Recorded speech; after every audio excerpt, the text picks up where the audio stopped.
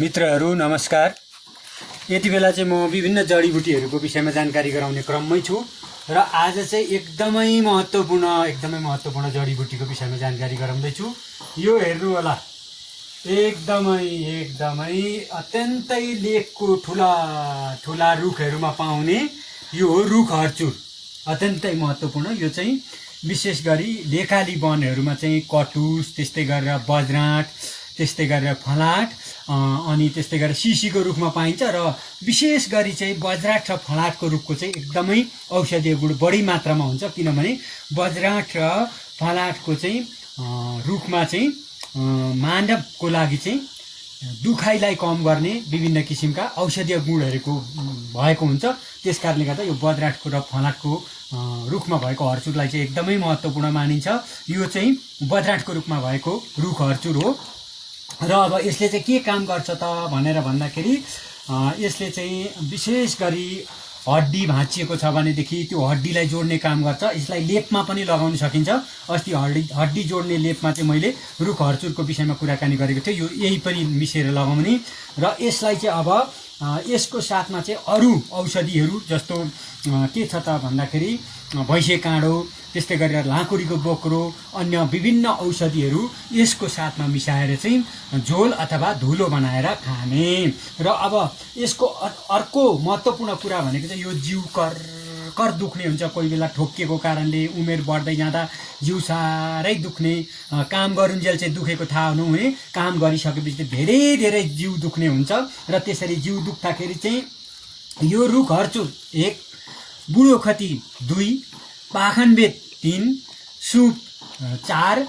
त्यस पछाडि चाहिँ अब के मिसाउने त त्यसमा भन्दाखेरि बुढोखती पनि मैले भने, पाखनबेत पनि भने, चौसुर अर्को चाहिँ चौसुर।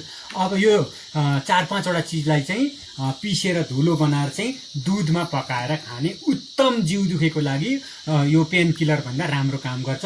यसमा प्रशस्त मात्रामा चाहिँ पौष्टिक तत्त्व हुन्छ, क्याल्सियमको मात्रा हुने भएको कारणले हड्डी र जिउ दुखाइको लागि, जोर्नी दुखाइको लागि, पाता पाखुरा दुखाइको लागि चाहिँ एकदमै उत्तम रुख हर्चुर। अब त्यस्तै गरिकन अर्को महत्त्वपूर्ण चाहिँ यसको के छ त भन्दाखेरि सुत्केरी भए पछाडि चाहिँ सुतिका रोग भनिन्छ। दिदीबहिनीहरूलाई चाहिँ सुत्केरी पछाडि चाहिँ ढाड कम्मर दुख्ने, त्यस्तै गरेर त्यो पेटमा चाहिँ एक किसिमको गानो घुमे जस्तो गोला घुम्ने हुन्छ, जसलाई रक्तज गानो भनेर भनिन्छ। र पाठेघरमा चाहिँ विकार तत्त्वहरू जम्मा भएको हुन्छ, विभिन्न खुनहरू जम्मा भएको हुन्छ, त्यसले सङ्क्रमण भएर विभिन्न रोग लाग्न सक्छ। र त्यसलाई निको पार्नको लागि चाहिँ हाम्रो गाउँघरमा चाहिँ के छ त पुरानो चलन हाम्रो आमाहरूले, हजुरआमाहरूले गर्नुभएको भन्दा यो रुख हर्चुर 1, बुढोखती 2, चम्सुर 3, सुप 4, यो 4वटा चिज र त्यसमा चाहिँ चामलको पिठो चाहिँ यो साथमा मिलाएर यो 4वटा औषधि चामलको पिठोमा मिलाएर मुस्ने, त्यस पछाडि घिउमा, शुद्ध गाईको घिउमा चाहिँ पकाउने र पुवा बनाउने। आहा, त्यसले त यो जिउ दुखेको टाकटुक, छोरी मान्छेको होइन, छोरा मान्छेको पनि ढाड दुखेको, कम्मर दुखेको, सुत्केराको भनौँ न, सुत्केरी सँगसँगै सुत्केराको पनि रोग निको पार्छ। यो चाहिँ दिदीबहिनीहरूको सुत्केरी पछाडिको व्यथामा चाहिँ एकदमै राम्रो। नानीको आमालाई दुध पनि यसले बढी मात्रामा ल्याउने काम गर्दछ। जो आमाहरूको दुध कम आउने छ त्यसको लागि पनि यो उत्तम हो। रुख हर्चुर टुटेको फुटेकोमा त यो बिना त हुँदैन। हेर्नु, यसको आँख्ला जोडिएको छ। यहाँ हेर्नु, टक टक टक टक टक हड्डी जस्तो चाहिँ जोडिएको छ।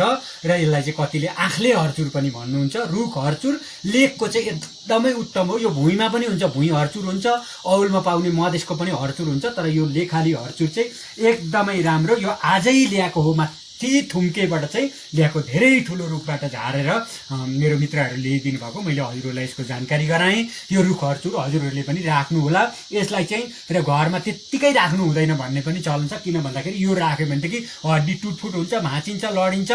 त्यो कारणले गर्दाखेरि यो हर्चुरलाई चाहिँ यत्तिकै चाहिँ राख्नु हुँदैन, यसलाई कुटेर राख्नुपर्छ भन्ने पनि चलन छ। किन भन्दाखेरि यो पुराना हाम्रा पुर्खाहरूले चाहिँ यो चाहिँ हड्डी जोड्नको लागि चाहिँ एकदमै महत्त्वपूर्ण यो हर्चुर, हाडजोड पनि भनेर भन्ने गरिन्छ। अर्को हाडजोड हुन्छ, तर युलाई चाहिँ मुख्य मानिन्छ यो हर्चुर। यसलाई मैले हजुरहरूको यो विषयमा जानकारी गराएँ। आज यति नै भन्दै अन्तिममा जय धन्वन्तरी महाराज की, जय जलकन्या देवी की, ओम हर हर महादेव, जय शम्भो।